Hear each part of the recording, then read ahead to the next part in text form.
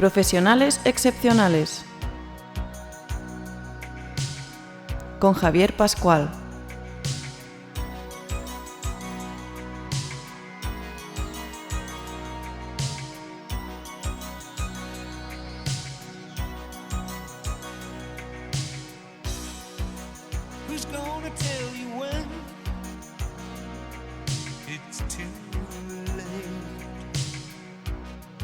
Con el patrocinio de la Fundación para el Fomento de la Innovación Industrial.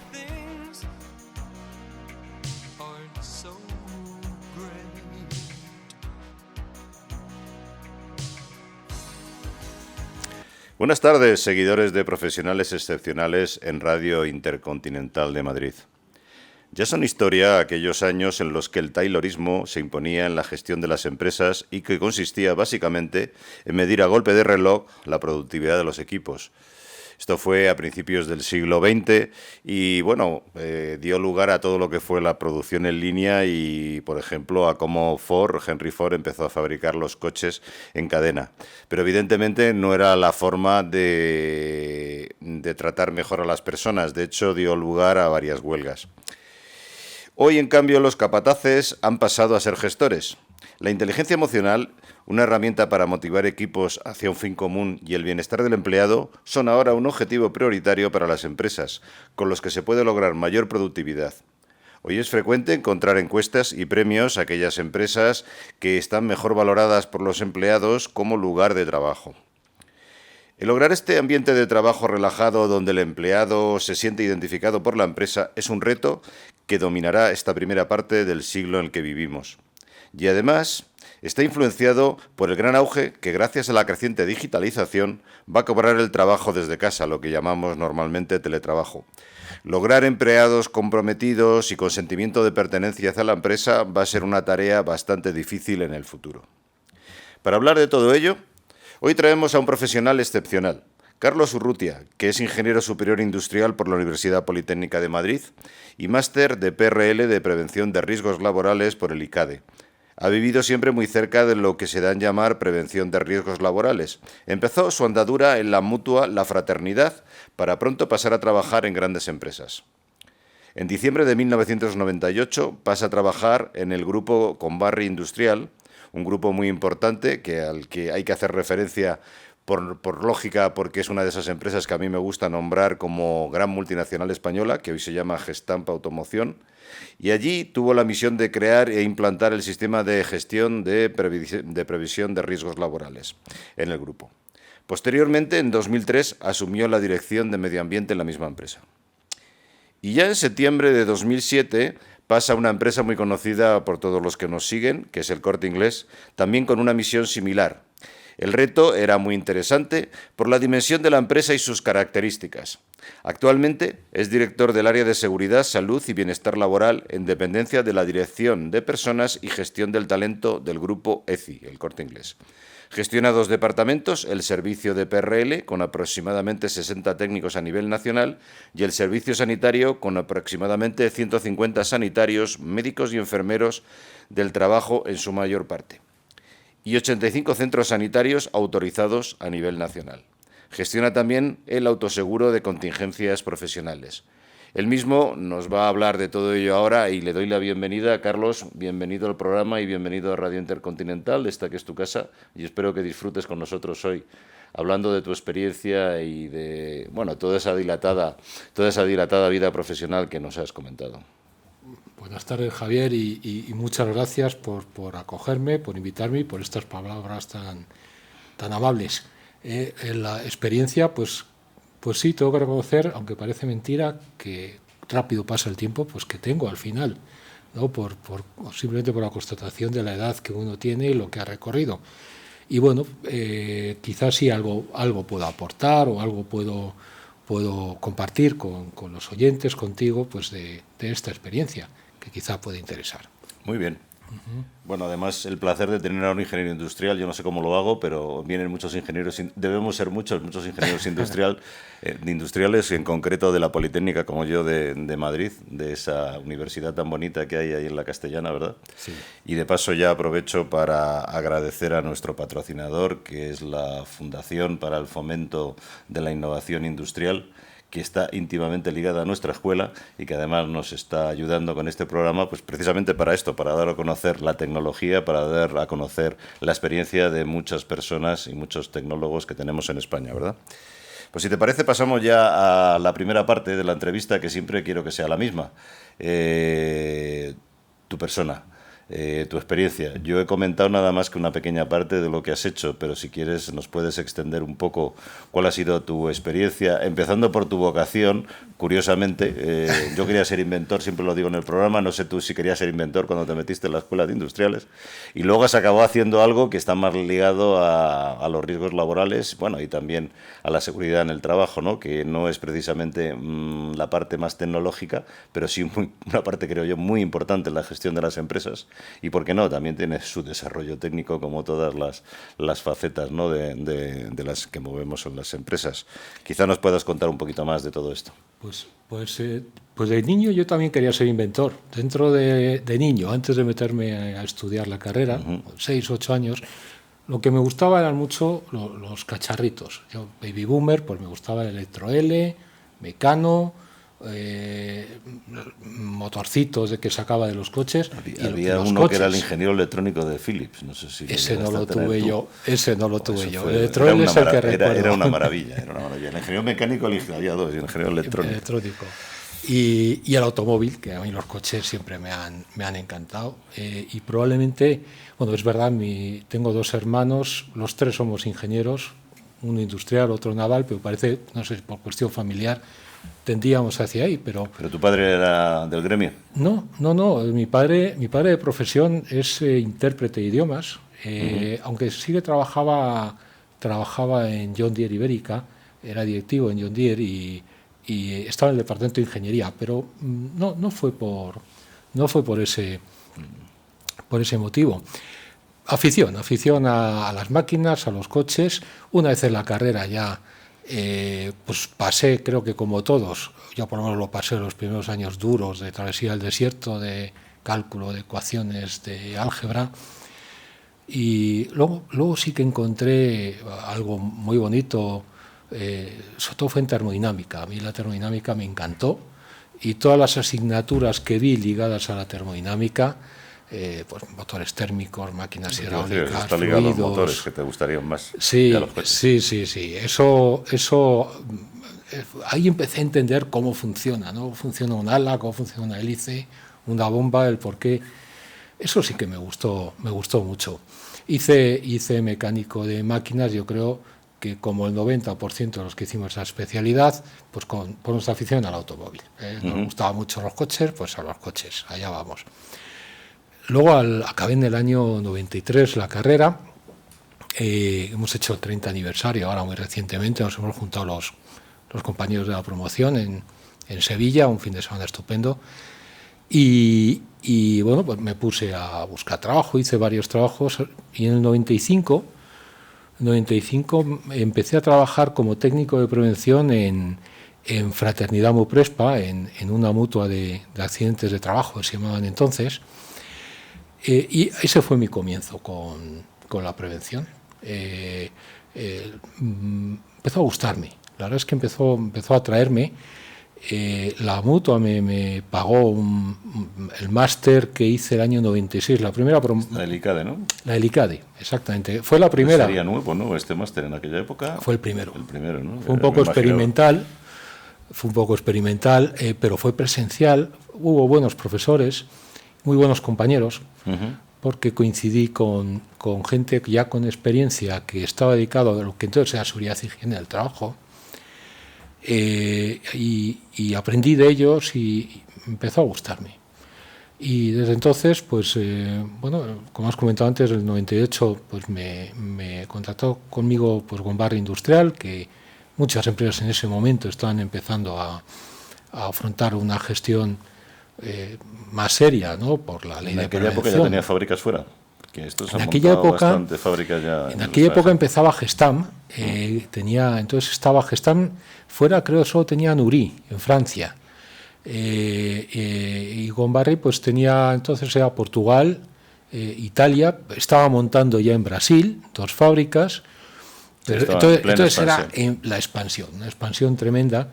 Y bueno, la prevención de riesgos laborales, el sistema de prevención de riesgos laborales se quería que fuera una marca, parte de la cultura que querían trasladar pues a las fábricas que montaban en China o en Sudamérica, que fuera algo común, ¿no? Prevención, y había otras cuestiones también. Y bueno, fue una etapa muy, muy bonita, muy dura, porque... ¿Calidad lo tenéis separado en aquel momento? Sí. Curioso, sí. En algunas empresas, las multinacionales suelen ser áreas que están unidas. Allí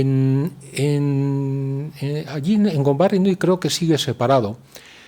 Calidad en Gombarri estaba muy ligada a producción. Sí, es que son dos cosas diferentes. Y a compras, a calidad del producto. Eso son dos cosas, calidad de producción y de suministros. Que a sistema de gestión. Que sistema de gestión de calidad interno, ¿no? Exactamente. De hecho, simultáneamente, entonces se quería montar un departamento de recursos humanos en Gombarri también, que existe un departamento de personal o de administración de personal, pero no de dirección de recursos humanos. Prácticamente entramos a la vez el que fue mi jefe después y yo, Emilio Marcos, del que guardo muy, muy buen recuerdo y del que aprendí mucho también. Y bueno, pues se quería que la seguridad y salud laboral, la prevención que llamábamos entonces, pues formara parte de la cultura de la empresa. Decía duro básicamente porque tenía que viajar mucho y tenía ya niños pequeños, Que tenías tú tres chicos, ¿no? Tres chicos. ¿Y ya tenías 3? El tercero tenía 2. No, cuando entré no, pero fueron naciendo según estaba en Gombarri. Te casaste joven. No tanto, ya con 20... Creo que con la novia que tenía ya en la escuela, como sí. Todos los ingenieros. Al final todos nos casamos con... Yo, por lo menos todos los que tengo de amigos de promoción se casaron con las novias que tenían entonces. Algunos han divorciado después, pero bueno, se casaron con las novias de entonces. Me casé y sigo felizmente casado con Pilar, que efectivamente la conocí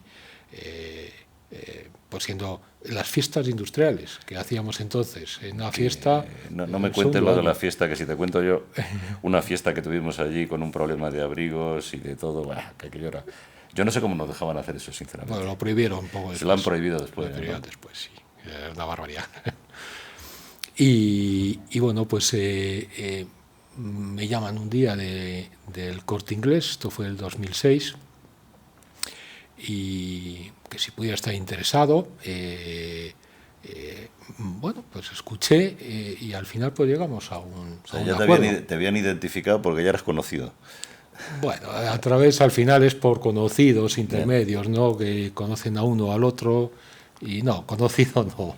Pero bueno, Corte Inglés por dimensión, ¿cuántos empleados tiene ahora? Tiene 80.000 empleados el grupo. 80.000, es de los más grandes de España. Sí, de las más grandes creo que hay alguna... Eulen también creo que tiene un montón de empleados. Eulen, Mercadona anda también por ahí. Pero bueno, es de las grandes. Es una empresa muy con un fundamento de las personas enorme.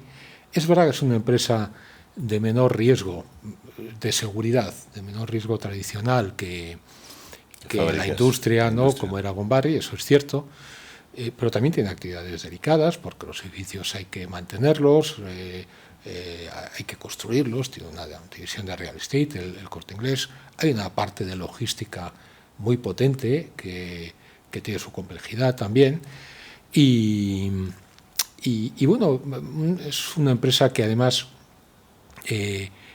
tradicionalmente ha tenido servicios médicos dentro de la empresa, que tenían que evolucionar del tradicional servicio médico a lo que debe ser un servicio de salud laboral. Me atrajo mucho. Y aquí sigo y encantado, la verdad, de la empresa, de los compañeros. Y has ido progresando, ¿no? Porque has pasado por varios cargos, ¿no? Bueno, pero dentro lo que ha ido es creciendo la función, diría yo. No, yo entré como para llevar el servicio de prevención. Es verdad que he asumido después el servicio médico, entonces estaban separados y se unificaron dentro de la misma unidad, que aunque mantienen como dos departamentos distintos, pero dentro de la misma unidad. Y luego he asumido el autoseguro. La gestión del autoseguro es, si hay ocasión ya comentaremos algo, ¿verdad?, de esto, porque creo que es poco conocido y es una herramienta muy interesante, la propia mutua del Corte Inglés, Mutua de Accidentes de Trabajo.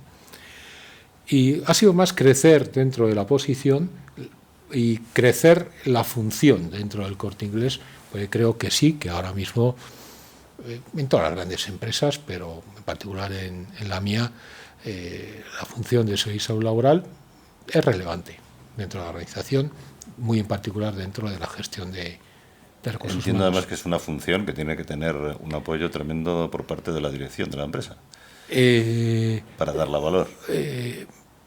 Mejor si lo tiene, pero también el valor lo tienes que demostrar y lo tienes que aportar tú, ¿no? Tiene que ser evidente el valor. No debemos esperar o confiar simplemente en que se me valore a priori, y sobre todo cuando es una cuestión nueva que no está vinculada directamente al negocio. Entonces, sí, pero lo importante es que demostremos que aportamos valor, y eso creo que lo hemos demostrado. Muy bien.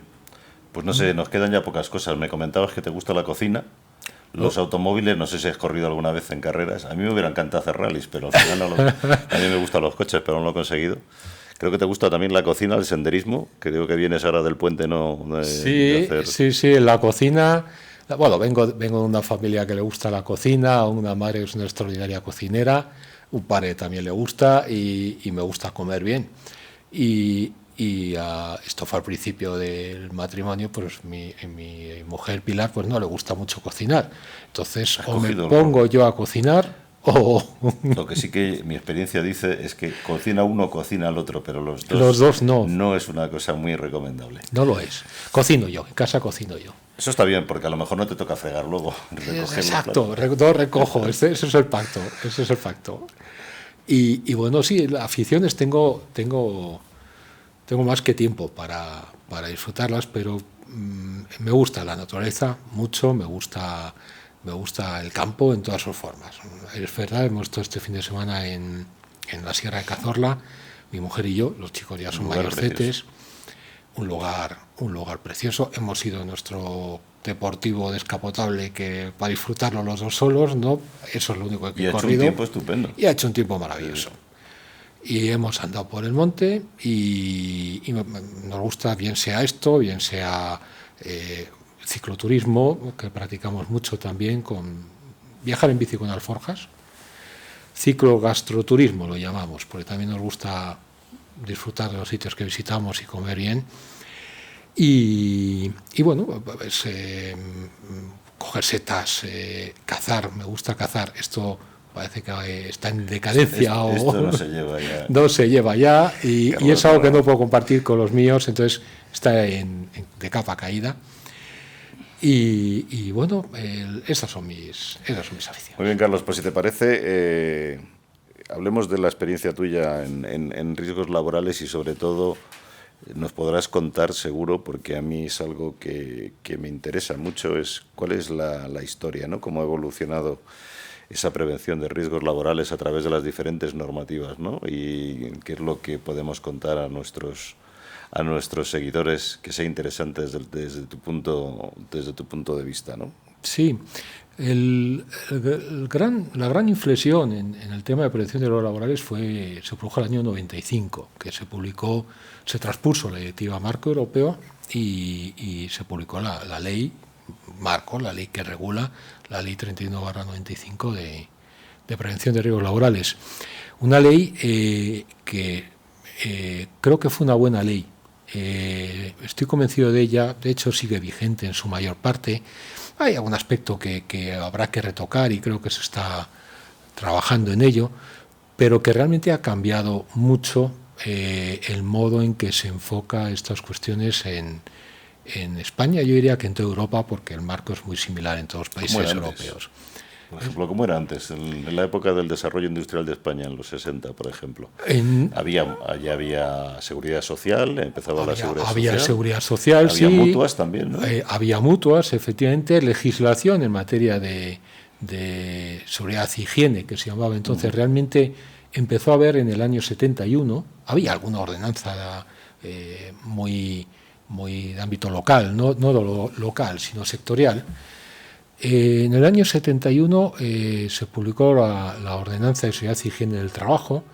Era muy específica de pues cómo tiene que estar protegida una correa, una transmisión, cómo es un andamio, pero ya fueron unos inicios, ¿no?, en materia de prevención o de salud, muy rudimentarios, pero es lo que había entonces. Y eso hacía reconocimientos, ¿no? Sí, existía legislación de obligación, de hecho, en grandes empresas, en función del tamaño, de disponer de servicios médicos propios. El servicio médico de empresa se llamaba entonces, pero con una función eminentemente asistencial.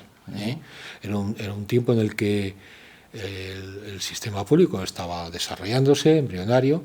El sistema de protección social ya se había creado, ya existía. Existían las mutuas de accidente de trabajo. Esto es bien, incluso el origen creo que está de antes de la guerra, está en la República, pero bueno, tuvo su desarrollo durante el desarrollo económico de los años 60. Pero la ley de prevención supuso un cambio. Supuso un cambio porque ahí ya parte, creo que es el artículo 14, donde marca las obligaciones principales.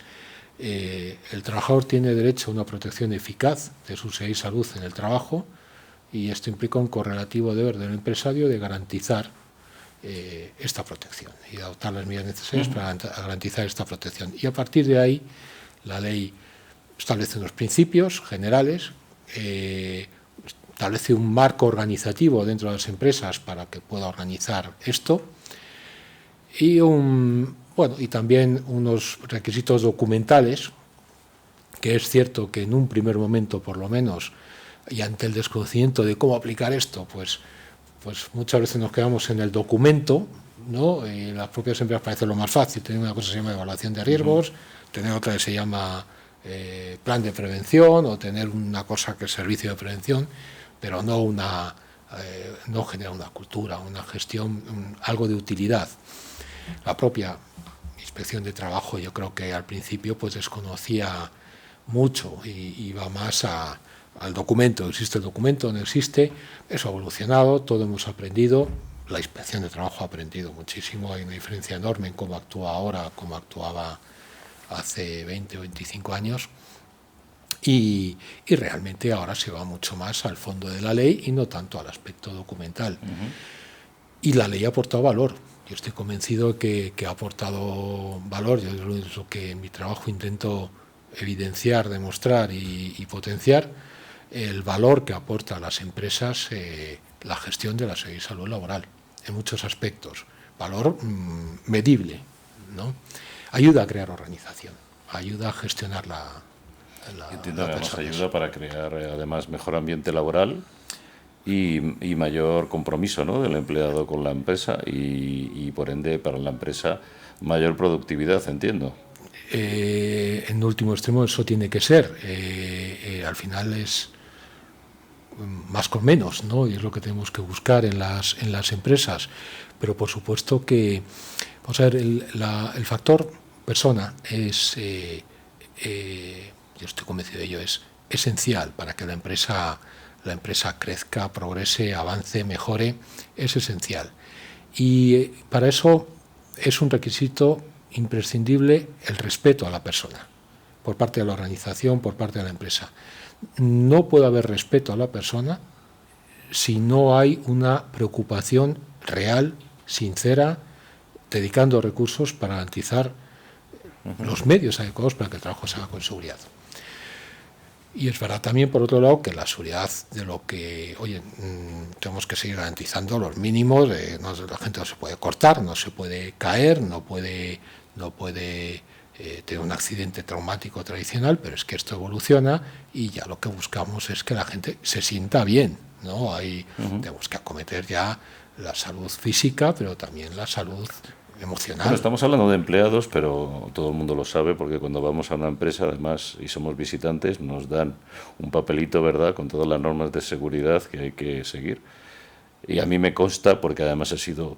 Con mi hijo he tenido esa situación. Me consta también que esto afecta a gente como vosotros, que tenéis tanta superficie visitable por parte de clientes, que afecta también, yo supongo que en vuestro caso también, los casos que se deben a clientes que pueden llegar a tener problemas y accidentes dentro de vuestros centros debe ser también un tema a considerar, ¿no? Sí, sí. Es verdad que tenemos en el Corte Inglés, como en muchas grandes empresas, tenemos separado safety de security, ¿no? Seguridad patrimonial, que es un departamento muy potente en el Corte Inglés, tiene grandes profesionales y tiene mucha dedicación a la seguridad del cliente también. Yo estoy Estamos hablando de seguridad física, de accidentes que pueden tener gente. Accidentes. Se me ocurrió una vez incendios. Con mi hijo en un ascensor, que se enganchó en un ascensor porque había una rebaba y tal.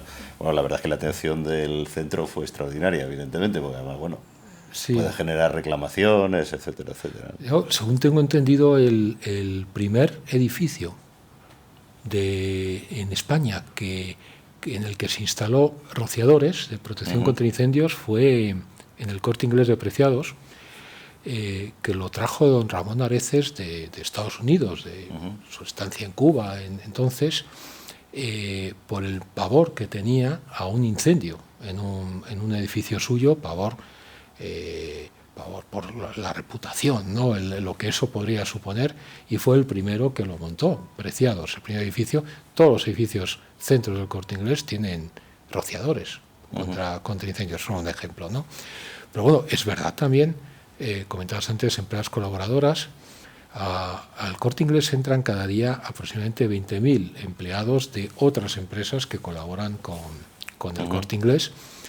La ley prevé una obligación del empresario titular del centro y principal de coordinar las actividades, de supervisar el cumplimiento. Supongo que con un espíritu pues de que las grandes empresas vayan transmitiendo estas culturas hacia otras pymes y bueno, pues hay una coordinación con todos ellos. Yo creo que estamos todos en el mismo barco, claro. Muy bien, Carlos, pues si te parece pasamos a un pequeño intermedio y seguimos a continuación, ¿no?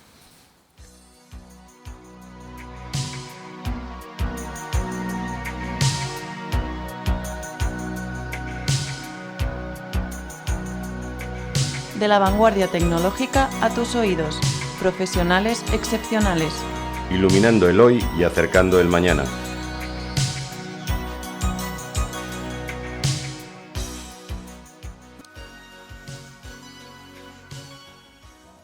Sí, Carlos, siguiendo con la historia un poco, ¿no?, del Perrelli, va unida también un poco a la historia, ¿no?, del paso ese de jefatura de personal que decía yo al principio a recursos humanos, ¿no?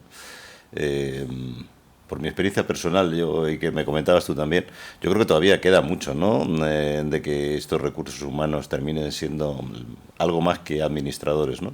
Te puedo decir que mi experiencia concreta es que les he visto mucho como administradores y dejando muchas cosas en manos de los managers. Entiendo además que tu departamento está integrado dentro también de recursos humanos, ¿no? Suele estar así en las grandes empresas, ¿no? Ya cuando empezaste tú a montar todos estos departamentos después de la ley, cuando empezaste en Gombarri, ya esto dependía de recursos humanos, ¿no? Siempre se ha integrado ahí, no ha sido un departamento al margen. Está en recursos humanos, es donde debe estar, es donde debe estar porque es gestión de personas. Es ahí donde debe estar. En un primer momento, en Gombarri dependía de la dirección industrial, no de recursos humanos. La dirección industrial era muy potente, era la que impulsaba fábricas y dependía de esta. Recursos humanos se estaba montando también entonces. Claro, lógico. Existía, por supuesto, había que pagar nóminas y había que controlar. Había un departamento de administración de personal, pero se montó muy en paralelo, muy en paralelo. No es que existiera antes, es que fue una construcción paralela. Y creo que así debe ser. A mi entender, en el Corte Inglés ha pasado o está pasando algo similar. De una función de administración de personal sí que se está pasando ahora, ya ni siquiera se habla de recursos humanos, se habla de gestión de personas o talento, gestión de talento. Crecemos juntos y, por supuesto, la gestión de la seguridad, salud, bienestar dentro de las empresas tiene que estar en el área de personas y ayuda a crecer al área de personas. Y somos socios, es una sinergia, ¿no? en todo ello. Es donde debe estar, donde están las grandes empresas. Ha ayudado, en mi opinión, ha ayudado mucho a la evolución de la gestión de las personas, la seguridad y salud laboral, la prevención de riesgos laborales. Comentaba contigo antes, creo, a mi juicio es esencial en una organización un principio que es el respeto a la persona, el respeto al empleado, el respeto. Si queremos que sea algo más que máquinas tayloristas que dan golpes o sacan provecho, si queremos que aporten el talento y todo el valor, tenemos que cuidarlas, respetarlas, tienen que sentirse parte de un proyecto, de un propósito. Y si no adoptamos las medidas para que estén a gusto y seguros y saludables, apague y vámonos, esto es esencial. También hay que pagar la nómina, por supuesto, pero... Bueno, lo que me decías también, yo creo que le queda mucho que hacer todavía a los recursos humanos. Quizá lo mejor, fíjate, cambiarles el nombre. Porque tratar a los humanos, a los empleados como recursos, va un poco a la línea, ¿no?, de otro tipo de recursos, como son las materias para producir, etcétera, etcétera, ¿no? Sí, el nombre yo creo, el nombre yo creo que cuando se puso quedaba muy bien, ¿no?, porque pasaba de ser un mero capataz, un jefe de personal, pasaba a ser recursos humanos, que es como darle la misma importancia que a otros recursos que son vitales para producir, pero yo creo que ahora no encaja, ¿no?, dentro de esta visión que tenemos, ¿no?, que se quiere dar, ¿no?, al bienestar del empleado, ¿no?, y que hablaremos luego más tarde. Sí, mira, en el Corte Inglés el nombre, pero desde hace poco, hace año y medio, es gestión de personas y del talento. Ah, mira. Ese es el nombre que se le ha dado a la función. Se ha elevado la posición, porque ahora mismo está en el comité de dirección, que es muy selecto, ¿no? Y yo creo que es un nombre más afortunado. Gestión en el sentido de medir, buscar la eficiencia, buscar el máximo rendimiento, por supuesto, pero no el recurso, es las personas. Sí, eso desde el punto de vista persona no ha quedado bien, las personas que debajo. Pues si te parece, hablando de costes de la empresa, Carlos, hablemos del asentismo, ¿no? El asentismo, que es ese problema para el empresario crucial, porque bueno, yo creo que además, no sé, tú tienes más estadísticas que yo, pero yo creo que posiblemente crezca o esté creciendo, o a lo mejor no. Tú me dices ahora con el teletrabajo vamos a reducir el asentismo laboral. Y también es un problema para el empleado, lógicamente, que con frecuencia denota también pues problemas, ¿no?, de bienestar en la empresa, ¿no? Hay gente que dice, bueno, este hombre es que está siempre de baja, ¿no? Evidentemente no es por asociarlo ni porque la gente vaya al médico a ver si le da la baja, pero sí que es cierto que cuando uno no se encuentra bien termina uno en el médico, y el médico evidentemente lo único que puede hacer para aliviar pues ese estrés que tiene esa persona, ¿no?, es darle la baja, ¿no? Sí. ¿Qué nos puedes contar tú? Porque tu experiencia aquí evidentemente es amplia, ¿no? Pues mira, hablabas de estadísticas, leía el último que he leído, informe ADECO de asentismo, creo que era el segundo trimestre de este año, del 23, y si no recuerdo mal, el ausentismo total en la sociedad española era el 6,7%. Creciente respecto del trimestre anterior y creciente respecto al mismo trimestre del año anterior. La inmensa mayoría es por incapacidad laboral transitoria, por contingencia común, y viene creciendo desde la pandemia. Viene creciendo de forma contumaz. La pandemia no vale, esto fue lo que fue, ¿no? Pero es que pasó la pandemia y sigue subiendo. y además ganando cada vez más peso los trastornos psiquiátricos. El nombre que le da es la agrupación patológica es psiquiátrico, pero es psicosomático, hay mucho ahí metido. Ahora mismo depresión, ansiedad. Ya directamente en cuanto a días perdidos es la que tiene más peso, depende de sectores, pero está ganando el mayor peso. Creo que está musculoesquelético por encima, pero perduran mucho más los casos. Y luego además, es verdad, los que estamos en ello somos conscientes de que detrás de otras agrupaciones patológicas hay también trastornos emocionales, trastornos gástricos o musculoesqueléticos que así se han diagnosticado y así constan, tienen una componente emocional detrás. Pues es un problema, supone en este segundo trimestre de este año que no trabajó 1.100.000 personas en España. ¿De los trabajadores? De los trabajadores, de toda la población. Esto es, 1.100.000 personas trabajadoras, empleados, no fueron a trabajar, fuerza de trabajo equivalente, ¿no?, en este trimestre. En una empresa de 500 empleados, un 6% supone que 30 no trabajaron el trimestre, no trabajan cada día. 30 que van variando, pero esto es lo que hay. Y el coste para la sociedad es insoportable, pero el coste para la empresa también. La empresa, no olvidemos, pensando en contingencia común, que es la inmensa mayoría, la empresa asume los 15 primeros días de la baja íntegro, la prestación económica. La empresa, durante todo el periodo de la baja, asume las cotizaciones a la seguridad social. La inmensa mayoría de las empresas complementan la prestación del sistema para mantener el ingreso, ¿no?, del trabajador durante todo el periodo de baja. Pero es que además la empresa tiene que, a todo ese recurso que no está disponible, lo tiene que suplir con otra persona a la que tiene que formar, tiene que pagar, y si no lo hace, los demás tienen que cargar con el trabajo del que no está, que es peor al final. Así crecen las empresas de trabajo temporal en este país. Sí, es un gasto tremendo, es un problema muy serio, es un problema muy complejo el absentismo, es un problema social. Se escucha... ¿España tiene más? ¿Tienes datos del extranjero comparativos? No puedo compararte con el extranjero, porque no medimos de la misma manera, no tenemos los mismos parámetros de medida. Entonces no sabría decirte si tenemos más.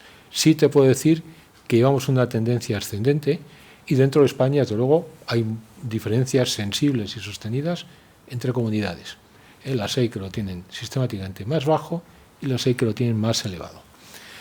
Quitando que haya un posible abuso, también el teletrabajo a lo mejor, ¿crees que el teletrabajo está afectando desde el punto de vista de esto que estamos diciendo, de más estrés o falta de socialización, ¿no? Porque al fin y al cabo el estar ausente de un sitio en el que aparte de trabajar tienes la posibilidad de tomarte un café, charlar, salir a comer, etcétera. ¿Crees que el teletrabajo puede influir en esto? Porque yo creo que el teletrabajo, vamos, los que no hemos hecho... Bueno, yo he hecho teletrabajo desde antes de la pandemia porque trabajaba con países del extranjero, multinacional, pero te puedo decir que iba a la oficina todo lo que podía, porque todavía tenía el despacho allí y precisamente para charlar con la gente, porque es que era tremendo. Cuando estás en casa es tremendo, ¿no? No sé, ¿cómo lo ves tú esto? ¿Crees que, aunque lo habíamos dejado quizá para el final de la entrevista, pero crees que el absentismo en concreto puede venir del teletrabajo? No lo creo. No, en nuestro caso en particular, el teletrabajo, es verdad que en la actividad Corte Inglés el grueso está dedicado a la atención al cliente. Mucha gente además que no teletrabaja. No puede teletrabajar. Pero bueno, también tenemos mucha gente en administración y servicios que sí puede teletrabajar y lo utilizamos en la prevención del absentismo. Como por lo menos teletrabajo parcial, se recomienda en determinadas situaciones teletrabajo un tiempo en vez de venir, sobre todo si son problemas de movilidad y cuestiones de este tipo, y lo estamos utilizando como una herramienta para prevenir el absentismo. Es verdad que produce, pero eso es otra cuestión, puede producir una sensación de desconexión. A mí me pasa como a ti, Javier, Me cuesta mucho hacer teletrabajo, pero esta posibilidad de trabajo en remoto combinado con presencial creo que es muy positiva. La conciliación. La conciliación. Debería ser además una fuente de motivación para los empleados. Y lo es. Entonces, ¿tú a qué crees que se debe este absentismo creciente? ¿A qué se debe? Es tan multifactorial que me cuesta ya. Seguro que has oído decir, pues me cojo la baja. Alguien lo dice, me cojo la baja, como si eso fuera algo de libre disposición, ¿no? Como que se coge el ticket de la pescadería.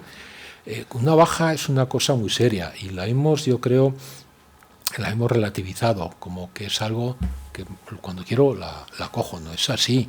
La baja la da el sistema público, la da el médico de atención primaria, y cuidado, estar enfermo no es sinónimo de estar incapacitado. No debemos caer, y a veces caemos en eso. Es decir, se ha generado una cultura que alimenta un poco el absentismo. Igual la pandemia ha ayudado porque a muchos se nos ha quitado el tabú de la baja, pues porque había cuarentenas y te tenías que quedar en casa y parece que no pasa nada.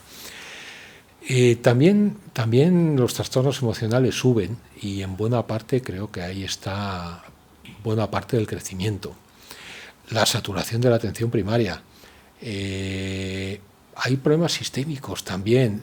Un problema que tenemos es que el que decide la alta o la baja y hace el tratamiento es la atención primaria, médico de atención primaria, que depende de la comunidad autónoma, pero quien asume la prestación es la Administración del Estado. Es decir, quien decide no es el que paga. Creo que eso también introduce perturbación en nuestro sistema. Pero aparte de explicaciones al cielo y a las circunstancias, hay una realidad, y es que en las empresas, yo lo veo en mi propia empresa, tenemos grandes diferencias de absentismo entre centros que tienen la misma actividad, que tienen el mismo similares, que tienen en principio la misma tarea, hay diferencias importantes de absentismo, y esto no depende de lo que hay fuera, esto es nuestro. Y también cómo la empresa puede adoptar medidas en ámbito de la gestión de factores psicosociales o la salud para prevenir. Las personas tenemos un margen de libertad a la hora, no siempre, enfermas, ¿no? Pero hay un cierto margen de libertad a la hora de, oye, voy a la baja, o aguanto, o estoy de baja y ya me siento mejor y quiero volver. Es muy importante que el empleado, la gente, sienta ganas de volver a trabajar porque se encuentre a gusto en el trabajo. Para mí eso es lo radical, eso es lo que condiciona. Si la gente no se siente, y el llegar al domingo para volver el lunes es una pesadilla, pues es candidato a esto. Hay mucho que la empresa puede hacer en este sentido. Un absentismo basal, un absentismo, vamos a ver, no condenemos el absentismo, la enfermedad existe y va a existir siempre. Por estadística vas a tener siempre el número de empleados. Todos vamos a enfermar en algún momento y esto va a ocurrir. No como los accidentes de la carretera. Algo similar. Alguien nos dice que se pueden evitar, pues todos no vamos a evitarlos nunca. Todos no. Entonces enfermedades va a haber, eso es así, pero ¿cuál es el absentismo asumible? ¿Cuál es el absentismo basal, el natural, por enfermedad? Es difícil decir y puede depender de la actividad, de la edad media, pero yo estimo que puede estar en torno al 3%. Un 3% puede ser un absentismo sano en una empresa. 6%, 6,7%, hay un sobreabsentismo. No pensemos en una simulación, también hay simuladores, pero estos son los menos. El que abusa sistemáticamente. Lo que hay es más bien falta de compromiso, una pérdida que nos lleva a esto. Yo creo, Carlos, lo que tú has dicho, ¿no? Yo creo que socialmente se ha explotado mucho el papel o se está explotando mucho el papel del empresario y de la multinacional opresora. Yo creo que si bien las empresas, yo he estado en empresas multinacionales y bueno, y tú lo sabes, y tú estás en una empresa también multinacional, o por lo menos de tamaño multinacional, aunque no esté muy expandida por el mundo, y los esfuerzos que se hacen para el tema del tratar del bienestar del empleado y el empeño que se pone en ello, yo creo que no está en la opinión pública. Yo creo que en la opinión pública se está incrementando más esa idea, ¿no?, del empleado frente al opulento empresario, ¿no?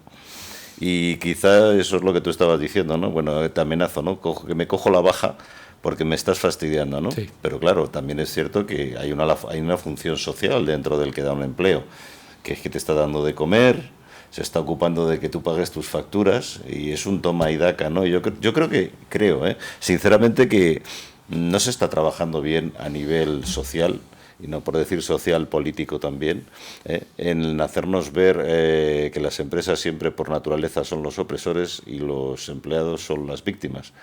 Porque hay muchas empresas que son víctimas de sus empleados, y bueno, aparte de eso, tú lo acabas de decir, con un absentismo por encima del absentismo basal, que ya lo consideras en tus presupuestos, pues empieza a tener problemas de cierre de año, porque claro, se te disparan los costes por temas que no están dentro de esos presupuestos, y claro, al final las empresas pueden quebrar.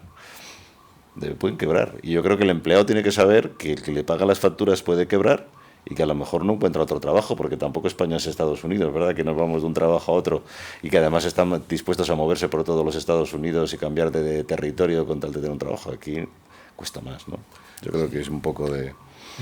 En relación a esto que comentabas, es curioso ver cómo evoluciona el absentismo de las empresas muy en paralelo a la situación económica, al crecimiento económico. Más crecimiento, en general más absentismo. Lo de estos últimos años ya es un tanto peculiar. Bueno, también es cierto que el desarrollo social iba al desarrollo de las personas, la subida en la pirámide de Maslow, el tener muchas necesidades básicas cubiertas, lleva también a mucha más enfermedad psicosomática o llámala como quieras, ¿no?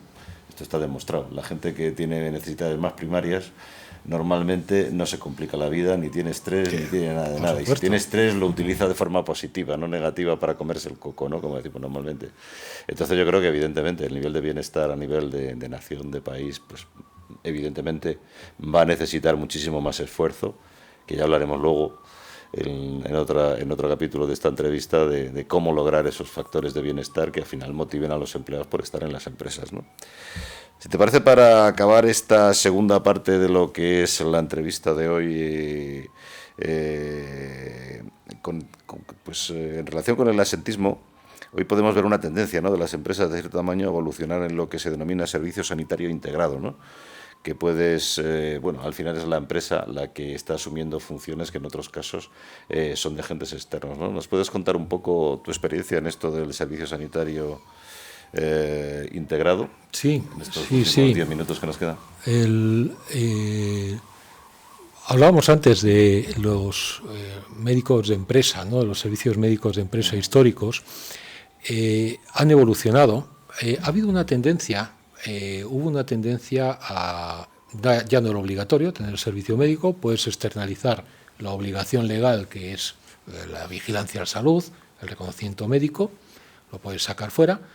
Y bueno, pues te quitas esa estructura de ahí.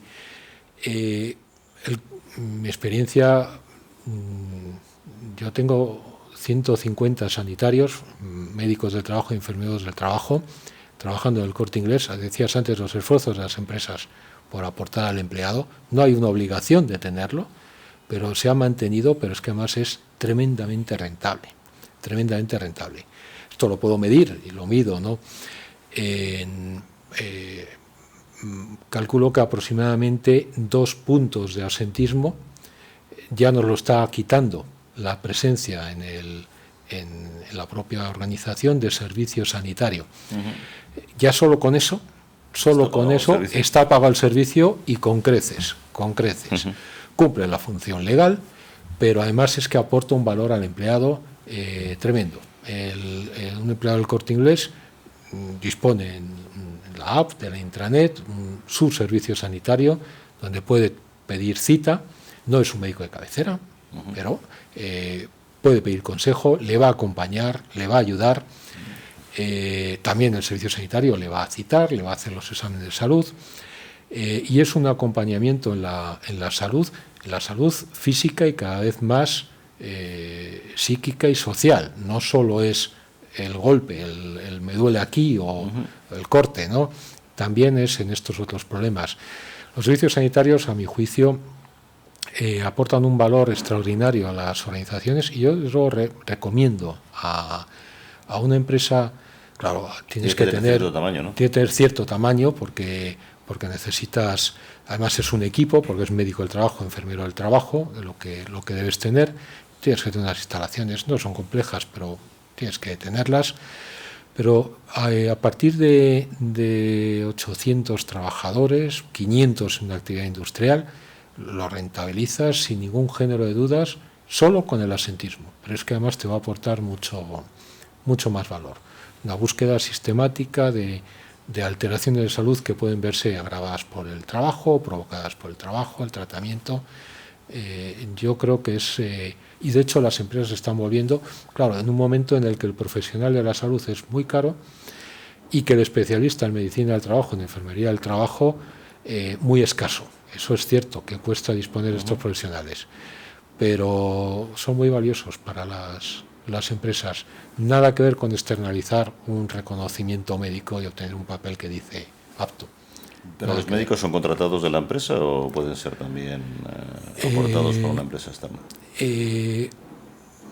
Tienes que asumir internamente en la empresa la gestión de todo esto. A partir de ahí, ¿puedes disponer de recursos externos? Por supuesto, puedes disponer de recursos externos, siempre y cuando la dirección médica, el criterio, sea interno.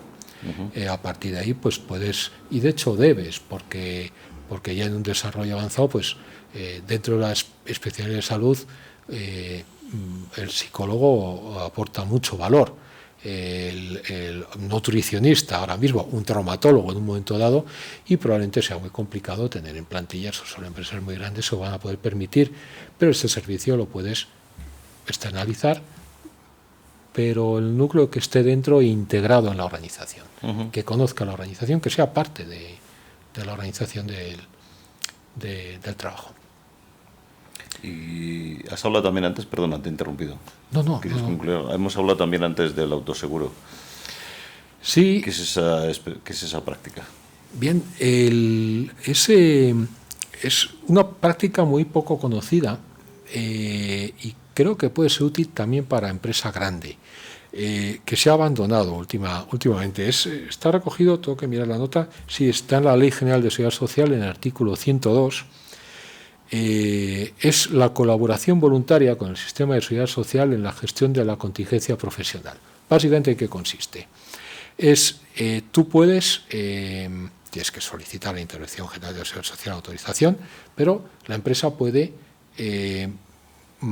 conservar, gestionar las cuotas que normalmente abonaría por contingencia profesional por la ILT a la Seguridad Social, que gestiona una mutua, y asumir internamente la prestación económica en caso de accidente de trabajo, contingencia profesional del trabajador, y la recuperación. Te responsabilizas de la recuperación y rehabilitación del trabajador que ha tenido un accidente.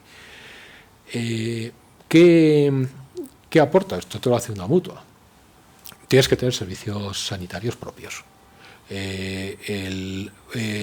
Un servicio sanitario integrado conoce muy bien la empresa, conoce los puestos de trabajo, está integrado y puede hacer una gestión más eficaz que una mutua, incluso aunque tenga menos recursos, ya externalizará la radiografía, la rehabilitación, el traumatólogo, pero puede coordinar esto mejor que una mutua. Y además un valor que en nuestro caso aporta mucho es, vamos a ver, dentro del accidente de trabajo tradicionalmente hemos entendido se ha cortado, se ha caído, se ha hecho una lesión traumática inequívoca. Hoy día, más de la mitad de las contingencias profesionales que tenemos, más de la mitad, son patologías no traumáticas relacionadas con el trabajo. dolores, molestias, alteraciones de salud que pueden estar provocadas por el trabajo o que pueden responder a una alteración previa, pero que el trabajo, las condiciones de trabajo agravan. En general, y aquí voy a hacer una generalización un poco excesiva, pero ocurre, las mutuas de accidente de trabajo tienden a rechazar como contingencia laboral todo aquello que no responda a un hecho traumático inequívoco. Se ha caído, se ha cortado. Gestionándolo internamente, puedes aplicar criterios mucho más flexibles y puedes a este trabajador en tu trabajo, Javier, pues tienes una molestia en el trapecio, en el cuello, no te has dado un golpe, pero trabajas con pantallas, estás sometido a estrés, ¿tienes una componente laboral o no? ¿Qué es de tu casa? Es de... Gestionar el autoseguro te permite, con los recursos propios, el servicio sanitario propio, pues gestionar este tipo de contingencias, llegar a un diagnóstico que al final, si resulta que tienes una hernia de disco cervical, que esto es la causa, oye, pues igual te decimos, tendrás que ir a tu médico de atención primaria para tratarte esto, pero de momento ya se te ha tratado, se te ha acompañado, se te ha hecho la radiografía, tienes un diagnóstico. Y el autoseguro esto lo permite hacer a las empresas. Mucha más flexibilidad y... Más flexibilidad, más cercanía al empleado, eficiencia y, hombre, por supuesto te tienes el dinero al final público, pero el dinero público lo estás gestionando tú, estás sometido a auditoría, por supuesto, en la intervención general tienes que ser muy riguroso en qué dedicas el dinero, porque al final de cuentas es dinero de la seguridad social. Pero oye, las fábricas de automóvil en España creo que todas son autoaseguradoras, por algo será, buscan la eficiencia al máximo, buscan bajar los gastos unitarios y les es rentable. Muy bien, Carlos, pues tenemos que dejarlo aquí, me avisan que se nos acaba el tiempo, pero te invito a seguir hablando de los temas que hemos dejado en el tintero en una próxima entrevista. Muchas gracias. Estaré encantado. De la vanguardia tecnológica a tus oídos. Profesionales excepcionales. Iluminando el hoy y acercando el mañana.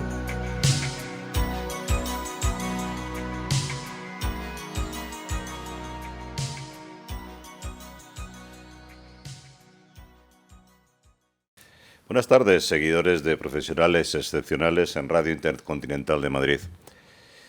Hoy seguimos la entrevista con un excelente profesional que ya hemos tenido el gusto de tratar con él temas relativos a recursos humanos y en concreto a previsión de riesgos laborales. Me refiero a Carlos Urrutia, al que vuelvo a saludar. Repito un poco, bueno, la última parte de su vida laboral. Él ahora mismo trabaja en el Corte Inglés y gestiona 2 departamentos, el servicio de PRL con aproximadamente 60 técnicos a nivel nacional, como decíamos el otro día, y el servicio sanitario con aproximadamente 150 sanitarios, ¿verdad? Médicos y enfermeros del trabajo en su mayor parte, porque además me decías que vosotros tenéis esta faceta, ¿no?, que se llama autoseguro. Eso es. Buenas tardes, Javier. Buenas tardes a todos. Y gestiona, como decía, el autoseguro de contingencias profesionales. Bueno, el otro día nos contaste un poco cuál ha sido tu experiencia y a través de tu experiencia cómo han ido evolucionando, ¿verdad?, esta función tan importante en las empresas que la prevención de riesgos laborales, cómo ha ido pasando además de manos de lo que era la dirección de personal a lo que llamamos hoy en día los recursos humanos. Me quedo además con algo importante, que ya hay empresas que ya han cambiado el nombre de recursos humanos para darle como una entidad mayor a lo que es el empleado, ¿no?, más allá de lo que son los recursos, ¿verdad? Me comentabas también algo que era importante, ¿no?, que estuvimos hablando del absentismo como un factor de coste importante para las empresas, pero también un factor importante de coste humano para las personas, ¿no? Hablábamos también de algo preocupante, ¿no?, que en España el absentismo está creciendo de forma, digamos, alarmante. Sí. Y sinceramente yo te decía que creo que no se está haciendo mucho para que la gente tenga ese sentimiento, ¿no? De que la empresa es importante también para ella, ¿no? Eso que tú decías, ¿no? Que me cojo la baja, ¿no? Como la amenaza, ¿no? Creo que estas cosas no tienen que verse con esa flexibilidad, sino que al final tiene que haber un beneficio mutuo, ¿no? Hoy vamos a entrar precisamente en cómo lograr ese beneficio mutuo, ¿no? Cómo lograr que los empleados se sientan atraídos por la empresa. Hablábamos el otro día en mi introducción que es importante considerar hoy en día empresas que son especialmente, ¿no? Que ganan premios, ¿no? Porque la gente está a gusto trabajando en ellas y se siente desarrollada, ¿no? Porque eso evidentemente va a reducir las causas de absentismo. Aunque también hablábamos del factor psicosocial o social, ¿no? Hoy en día, por aquello de que todos tenemos más bien las necesidades cubiertas, todos tendemos a consumir más, tenemos muchas cosas, quizás eso nos lleva también a una ausencia también de otro tipo de valores, pero también nos lleva a tener más enfermedades mentales o psicosomáticas, ¿no? Que yo creo que ahora mismo el estrés y las depresiones, yo creo que son causas, como tú me decías, ¿no?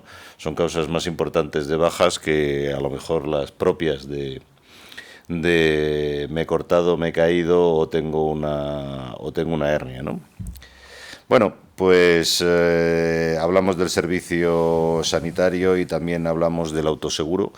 Creo que en el autoseguro el otro día, cuando hablamos, quedó algo que no sé si era muy importante. Tú me decías, porque me ha resultado curioso, que esto viene ya de los años 60, ¿no? Sí. Y que las fábricas, por ejemplo, de automóviles para ellas ha sido muy importante, para vosotros también en tu caso. Y que al final es vosotros, y también me ha quedado claro, porque no lo tenía muy claro cuando me lo contaste, que podéis dar las bajas, ¿no? A los empleados, ¿no? Por contingencia profesional, Por contingencia profesional. teniendo personal sanitario propio. Si se trata de un accidente de trabajo, damos la baja, el alta, asumimos la prestación económica y por supuesto, la recuperación de la curación, ¿no? Pero la empresa lo que recibe es una cuota anual independientemente de la actividad que luego vayas a tener, ¿o cómo es? Las empresas, ¿sabes?, pagan a la Seguridad Social sus cotizaciones. Sí. Hay uno de los epígrafes, uno de los puntos que se pagan es por la contingencia profesional, que tiene dos partes, la ILT y la IMS, incapacidad, muerte y supervivencia, incapacidad laboral transitoria. Pues la de ILT, que normalmente se paga la Seguridad Social y se transfiere a las mutuas de accidente de trabajo, esta la empresa la conserva y la gestiona en una cuenta independiente, porque está sujeto a auditoría, lógicamente, de la Seguridad Social, pero no sale de la empresa. Y con este recurso es la dotación como un seguro, tú corres el riesgo. Tú corres el riesgo, efectivamente. Si tienes, hay una parte de reaseguro, ¿no?, que tienes que conservar, tú corres ese riesgo, pero bueno, con una gestión eficiente, cuidadosa, porque aquí no buscas tener beneficios, lógicamente, ¿no? Lo que buscas es que todo el recurso que tengas, todo lo posible, pues revierta en el empleado. No buscas excedentes, tampoco déficit, y que queden las cuentas niveladas. Pero es verdad que ese recurso lo dedicas a atender al empleado. Y comentábamos cómo hay una gran cantidad, de hecho hoy día es la mayoría de las contingencias profesionales tiene un nombre, PANOTRAS, patologías no traumáticas asociadas al trabajo. Hay una infradeclaración muy grande en el canal, vamos a decir, oficial de estas patologías, pero gestionando el autoseguro las asumes como contingencia laboral. Y estamos hablando, pues, de estas alteraciones que no responden a un mecanismo causal traumático inequívoco, pero que a priori no puedes descartar que no tenga una componente laboral, o bien en su origen, o bien como agravamiento de una alteración de salud. Entonces, es una herramienta que las empresas podemos utilizar. Es verdad que hace falta un tamaño mínimo. Legalmente creo que son 250 empleados y obliga también a tener recursos sanitarios propios. Claro. Pero si los tienes, es una cuestión que yo recomiendo valorar. ¿Y el médico vuestro, bueno, llamémoslo el método de la atención primaria, puede derivarlo luego a la seguridad social, a especialidades de la seguridad social? Si es una contingencia común, es decir, nosotros lo llamamos consulta de despistaje, ¿no? Es el médico, cuando tiene una consulta que duda de si esto es común, lo deriva directamente a la seguridad social. Si es claramente laboral, es un accidente de trabajo y se gestiona como tal, pero si duda, lo registra en las aplicaciones como consulta de despistaje, le hace las pruebas complementarias que sean necesarias para llegar a un diagnóstico, a ver cuál es el origen de esto, y concluye finalmente si esto es común o laboral. Si es laboral, lo gestiona como tal, se requiere la baja o el tratamiento. Si es común, toda la información ya la tiene el empleado, la tiene en un tiempo muy rápido, se lo ha hecho la empresa y sí se le deriva a su médico de atención primaria con los informes correspondientes. Vale, o sea, tiene que ir siempre al primario, de primaria luego a especialidad. Si requiere la especialidad. No puede ir directamente a especialización. No, al empleado que tenga seguro médico privado, nuestros médicos son prescriptores de las principales compañías, entonces sí que le puede dar directamente, ¿no? Perfecto. Pero el sistema público no.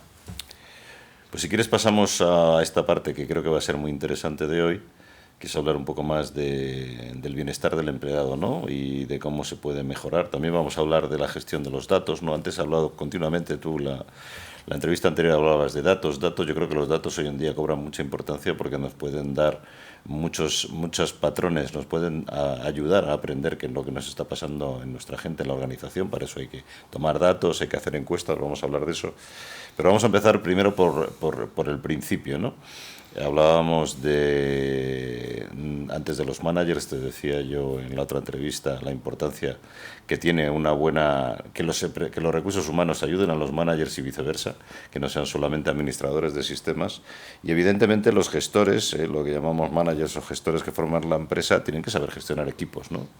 Y creo que tú también tienes una idea, hablábamos el otro día de inteligencia emocional, de soft skills, ¿no?, que se llaman ahora, ¿no?, para manejar personas, para motivarlas. ¿Cuál es tu opinión en ese sentido?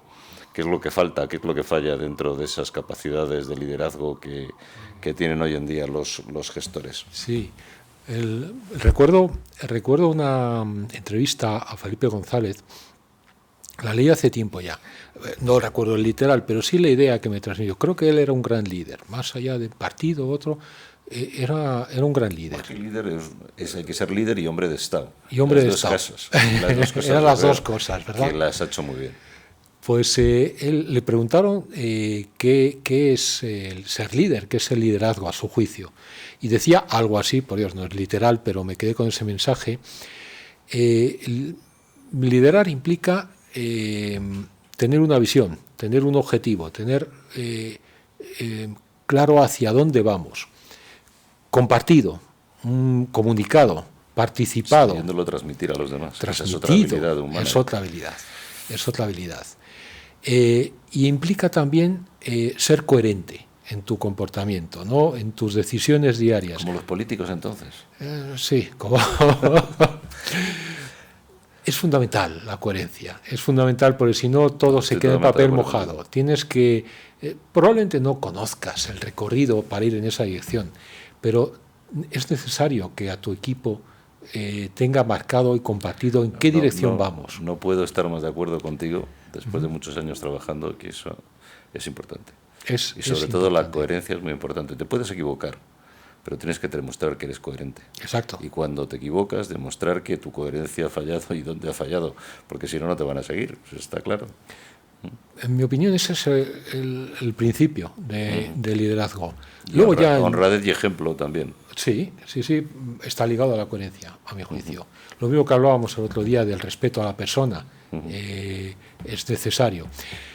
Ya en una organización empresarial, el manager... yo creo que esto sigue siendo perfectamente válido, pero ya aterrizándolo un poco más, fíjate que antes que una cuestión de competencias conductuales, ¿no?, del manager, Es más una cuestión de comprensión y de tiempo, de voluntad y de tiempo.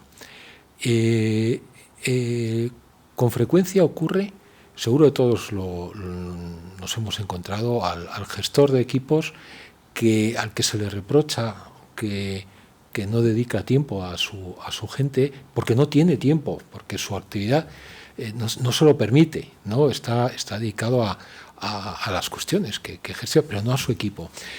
A mi juicio, la principal misión de un manager es su equipo.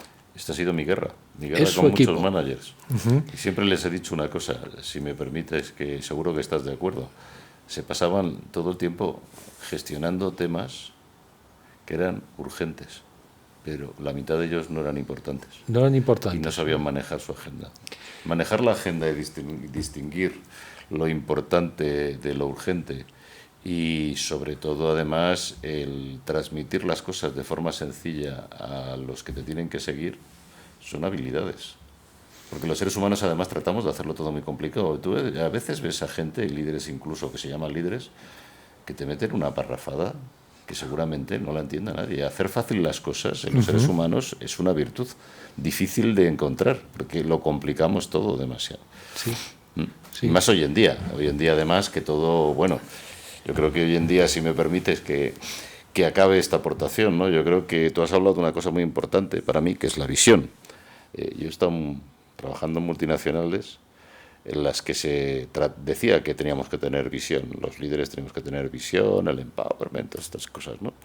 Pero yo creo que no se fomenta la visión, hoy en día no se fomenta la visión. Estamos metidos, y sobre todo con la digitalización y tanta atragantamiento de datos, luego hablamos de datos, y no mal gestionados, yo creo que al final, y PowerPoints, la gente hoy en día cuando no tiene, yo siempre digo lo mismo, quien hace un PowerPoint, el que no tiene ni idea de lo que va a contar, y se hace un PowerPoint a ver si se aclara el mismo, ¿no?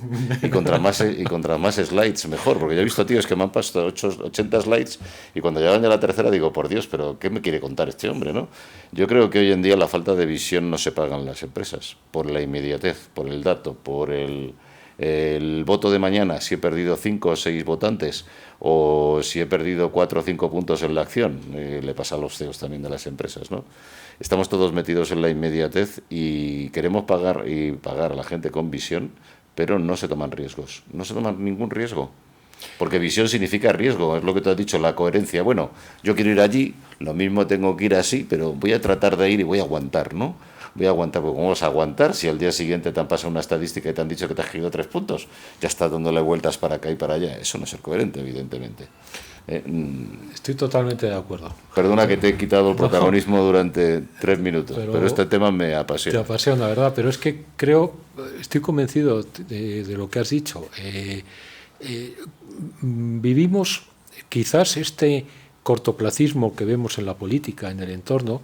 A veces tengo la sensación que se ha transmitido también en las empresas, que es social. Vivimos demasiado en la inmediatez, en el corto plazo. Eso, y ya que estamos hablando de liderazgo, es incompatible con el liderazgo. Liderazgo requiere visión a largo plazo. Y, por supuesto, que, como decías, sorteando las realidades y las dificultades, no topando con ellas, pero con coherencia, porque vamos en esa dirección. Si no, no hay.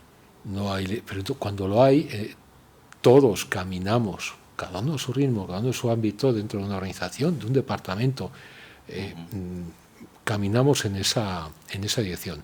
Y es vital, es vital.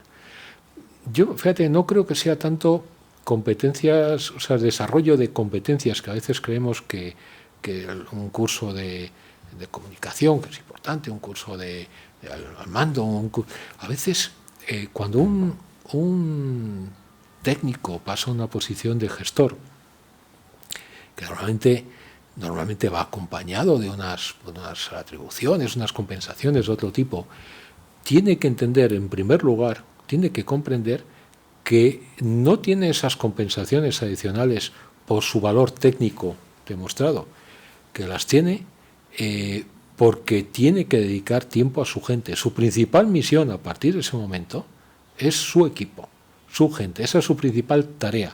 No vale que un mando diga tiene mucho trabajo y no puedo dedicar tiempo a mi gente. Tu trabajo primero es este, en mi visión. Y efectivamente el liderazgo, el estilo de mando, condiciona,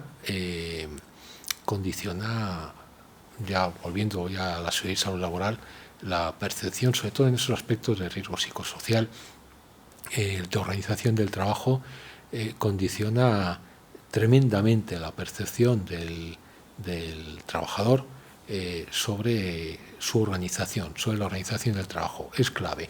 Yo antes hablabas de la pirámide de Maslow, ¿no? Una interpretación libre, mía, totalmente mía. Yo creo que todos tenemos una necesidad, las personas tenemos una necesidad de un propósito. En un primer momento pues sea comer, sobrevivir y alimentarme y calentarme. Y según se va evolucionando, el propósito puede ser más complejo, pero es una necesidad física casi. Necesitamos un propósito en la vida. La vida en todos los aspectos. El trabajo puede ser una fuente de salud. Yo estoy convencido de ello. El trabajo te puede dar un propósito, y no solo en puestos de trabajo así muy estupendos o muy excelentes, en trabajos sencillos también. Un liderazgo bien ejercido da un propósito a los equipos y cubre una necesidad personal. El papel del mando en la seguridad, la salud, el bienestar es fundamental. Y entendido de esta manera, a mi juicio. Yo siempre digo que las madres, con todos mis respetos, que oí hablar de mujeres, hay que tener cuidado con lo que se dice, pero a las madres se las debía dar cursos de ser madres, porque yo he visto la influencia que tienen las mujeres, he visto a mi mujer cuando tuvo a su primer hijo y a su segundo hijo. Yo no importaba nada, pero la verdad es que la influencia de las madres en esos primeros momentos son tremendas, ¿verdad? Y es muy importante porque al final esos niños, niñas van a ser el futuro componente, ¿no?, de la sociedad. La influencia es tremenda. Pero yo creo que después de las madres no son los padres los que tienen malas o peores influencias en la gente, yo creo que son los managers. Yo he visto gente sufrir, pero tremendamente por culpa de su jefe. Es tremendo. Tremendo. Y los jefes deberían, y bueno, evidentemente los que estáis en recursos humanos, en prevención de riesgos, etcétera, tendréis que tener esa conciencia, ¿no?, de que seguramente hay jefes, y lo seguirá habiendo, que crean verdaderos problemas a la gente con la que trabajan. Y seguramente no lo hacen intencionadamente, no son conscientes, ¿no? Bueno, hay un caso para mí típico, ¿no? Y no hay nada peor que un jefe que se sienta inseguro. Cuando una persona da dos vueltas de campana, que a veces hace mucho las empresas modernas, ¿no? Vamos a ver cómo funciona, vamos a darle, porque es joven, hay que promocionarlo, etcétera, ¿no?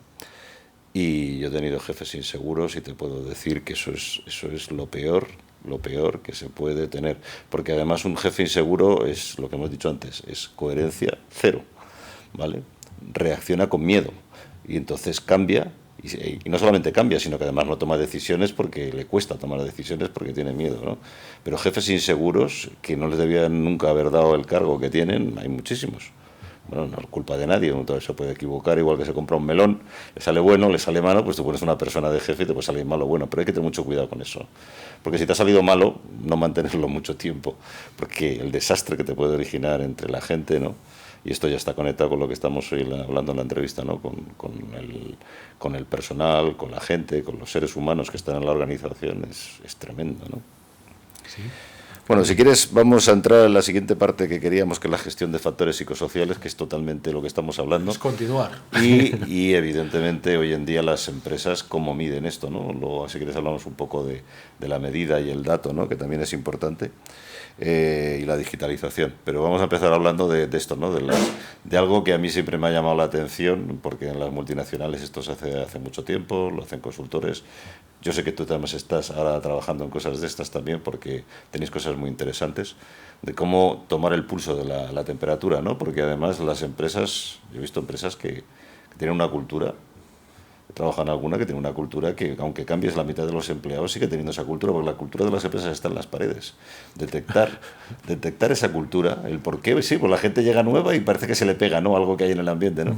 Detectar esa cultura, cambiar esas culturas, poder implementar planes de mejora, etcétera, etcétera, y lograr ese bienestar que estamos buscando de rechazo, además, reducir el absentismo, ¿qué es lo que se hace hoy en día? Cuéntanos tu experiencia, porque yo creo que es muy interesante en ese sentido. Es una experiencia, sí que es muy interesante. Dentro del servicio de prevención en el Corte Inglés, tenemos ya desde hace 8 años, tenemos una unidad de riesgos psicosociales. Creo que fuimos pioneros en esta unidad. Una empresa con 80.000 empleados de cara al público, en el que la cara de la empresa es el empleado, siempre ha preocupado qué transmite el empleado al público, ¿no? Entonces esto tuvo bastante apoyo en un primer momento.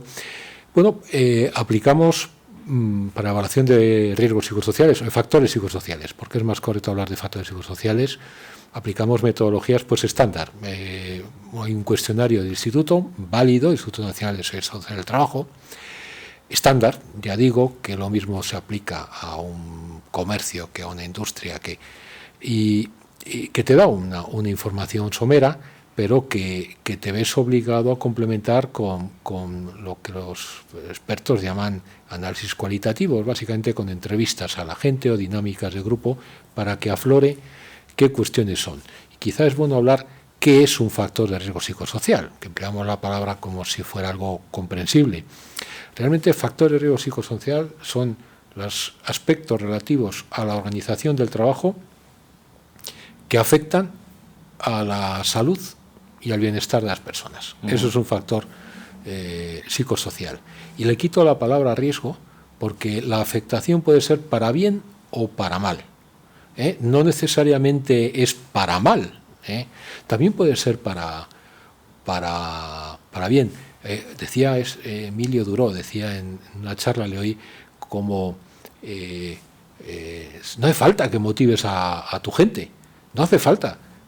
Si la gente ya está motivada de por sí, lo que tienes que hacer no es motivarle. El trabajo bien organizado es un motivo de satisfacción. Bien, pues llegamos a hacer cerca de 20.000 cuestionarios en varios años y 4.000 y pico entrevistas a personal. Llegamos a obtener una información muy rica. El propio CEO estaba interesado en la percepción, muy rica de cómo percibía la gente las cuestiones de organización del trabajo. Lo que pasa es que íbamos despacio. Llevaba mucho trabajo hacer tantas entrevistas. Había demanda dentro de la organización. Oye, también en mi centro, en el otro, en la otra región, quiero que se haga. Uno que ya se había hecho y había adoptado medidas, quería que se volviera a medir. Y el equipo era muy reducido, 3 personas. Entonces se nos ocurrió desarrollar un cuestionario adaptado con todo ese conocimiento que las entrevistas cualitativas nos habían dado. Fue una iniciativa muy pionera, no existía eso. No es una encuesta de clima, cuidado, porque en la encuesta de clima puedes preguntar lo que quieras a quien quieras y obtener lo que quieras también. Aquí no, aquí se trata de saber qué cuestiones son las que afectan y desarrollar cuestionarios para obtener la percepción de la gente sobre esas cuestiones anónimos, válidos.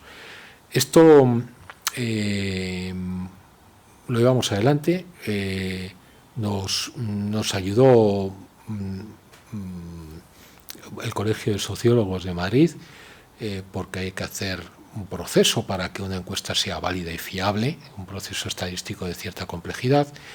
También nos asesoraron especialistas técnicos del Instituto Nacional de Seguridad Social del Trabajo, a los que les atrajo mucho el proyecto, no como instituto. El instituto no puede ayudar a una empresa, pero sí técnicos, les interesó el proyecto. Bueno, los sindicatos también nos acompañaron. Costó, pero desarrollamos un cuestionario adaptado para el retail, para las tiendas, Claro, esto nos permitió pasar el cuestionario, es voluntario, anónimo, pero nos permitió pasarlo en toda la organización de tiendas en el mismo momento a la vez, con una campaña de comunicación, y obtener un mapa. Sí, bueno, el instante es importante. El instante es importante, ¿no? El momento en el que se hace todos.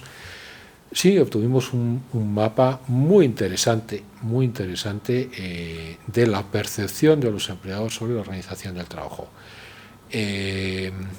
con números, numérico, por factor, por aspecto, y claro, información que hablábamos antes, cómo correlaciona el absentismo con la percepción de los empleados, la correlación que existe entre los factores.